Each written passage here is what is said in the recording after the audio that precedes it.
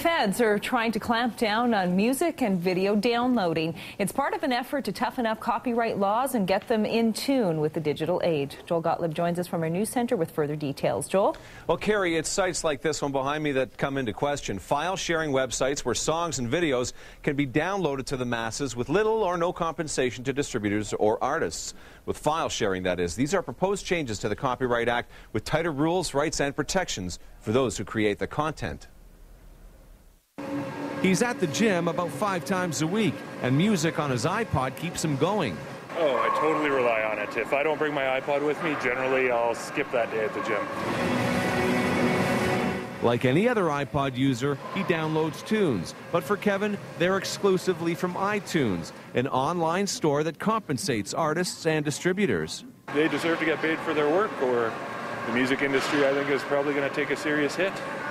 That's the driving force behind the government's proposed changes on downloading copyrighted material. I am confident that we have found that balance. The proposed new law states that legally acquired music, movies, and TV shows can be copied for private use, that the maximum penalty for illegal downloading is $500, and the maximum penalty for illegal uploading or hacking a digital lock, $20,000. There's going to be a lot of public pressure against this bill. It's going to be controversial. Current Canadian law already allows people to copy music for their own private use.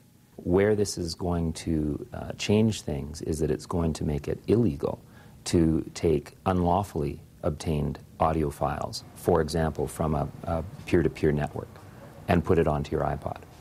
Peer-to-peer networks like LimeWire. I want this legislation off the table, personally.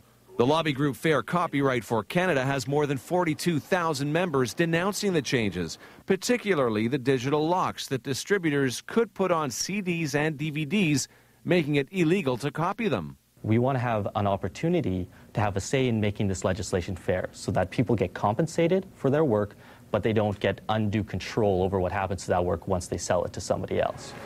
Other critics wonder how laws like this could ever be enforced. Now, as for those digital locks on CDs and DVDs, there could end up being a lot of public pressure on makers and distributors not to put those features on the material. In the United States, copyright cases have resulted in massive penalties against young people for illegally downloading music and movies. So, Joel, how long could it take before this legislation becomes law? No, months at least, Carrie. Public pressure could even delay that. The group Fair Copyright for Canada wants this to go to a committee before it even goes to second reading. All right, Joel, thank you. You're welcome.